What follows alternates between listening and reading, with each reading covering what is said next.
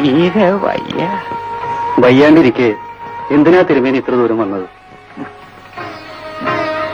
ഈ നടക്കിലെത്തി ഭഗവാനെ വിളിച്ചെങ്കിൽ മാത്രമേ എന്റെ മനസ്സിന് സ്വാസ്ഥ്യം ലഭിക്കൂ. കൃഷ്ണ, അങ്ങേ കാണാനുള്ള കൊതി കൊണ്ട് വയ്യെങ്കിലും അടിയൻ ഇല്ലത്തു നിന്ന് ഇങ്ങോട്ട് പോന്നു. കൃഷ്ണ, കൃഷ്ണ,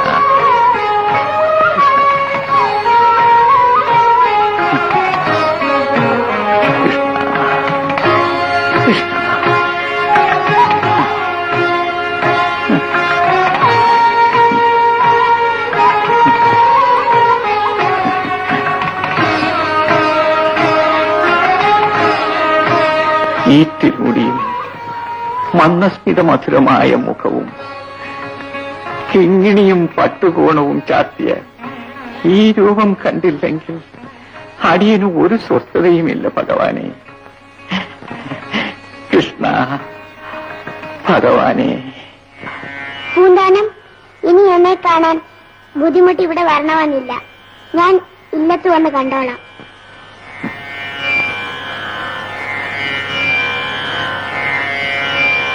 ഭഗവാനെ, എല്ലാം അങ്ങയുടെ ഇഷ്ടം.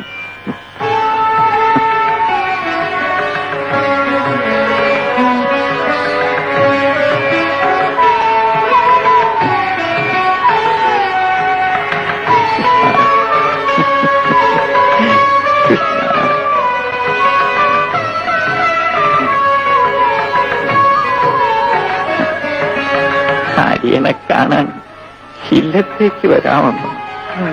കൃഷ്ണ, കൃഷ്ണ, കൃഷ്ണ, നല്ല കാര്യായി.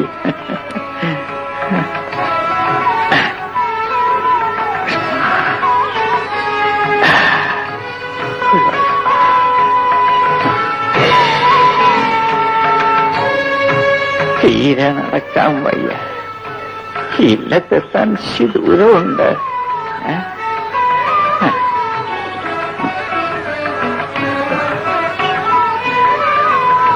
തിരുവേനി, ആരോടായി സംസാരിക്കുന്നത്?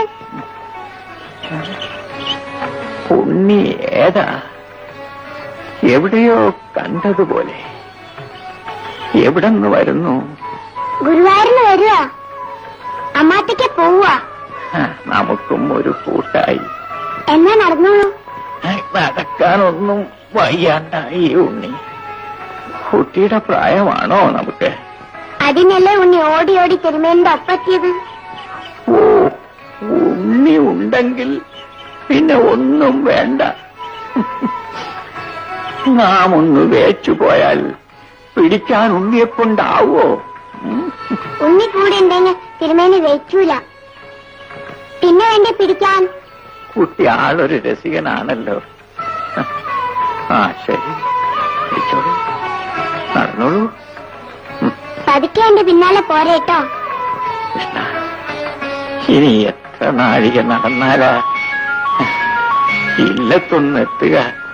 ഭഗവാനെ, കൃഷ്ണ, കൃഷ്ണ, കൃഷ്ണ, കൃഷ്ണ, ഭഗവാൻ.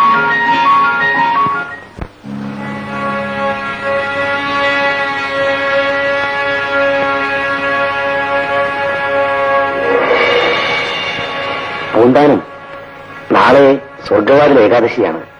സ്വർഗത്തിലേക്ക് കൂട്ടിക്കൊണ്ടുപോകാൻ നാം വരും.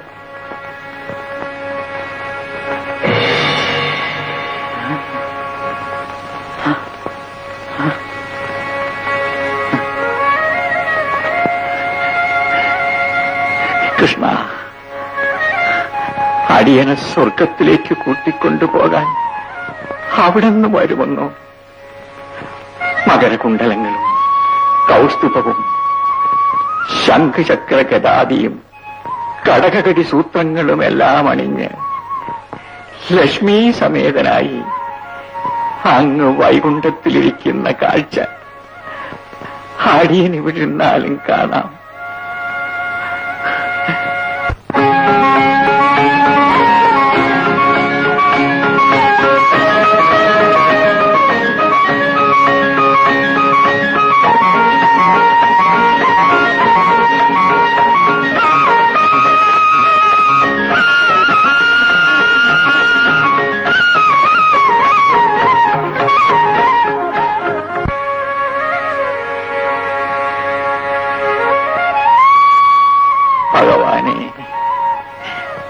വൈകുണ്ഠവാസ.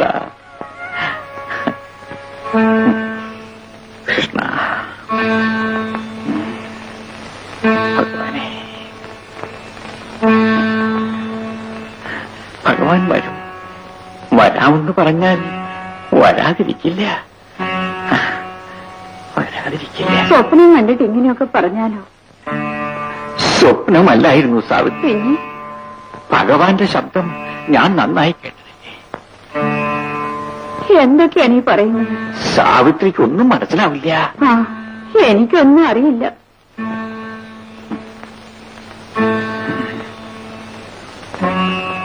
കൃഷ്ണ കൃഷ്ണ ഭഗവാനെ. വരൂ പൂന്താനം. കൃഷ്ണ കൃഷ്ണ ഭഗവാനെ. കൃഷ്ണ കൃഷ്ണ, അടിയന്റെ ജന്മം സഫലമായി. എന്റെ കൃഷ്ണ കൃഷ്ണ കൃഷ്ണ.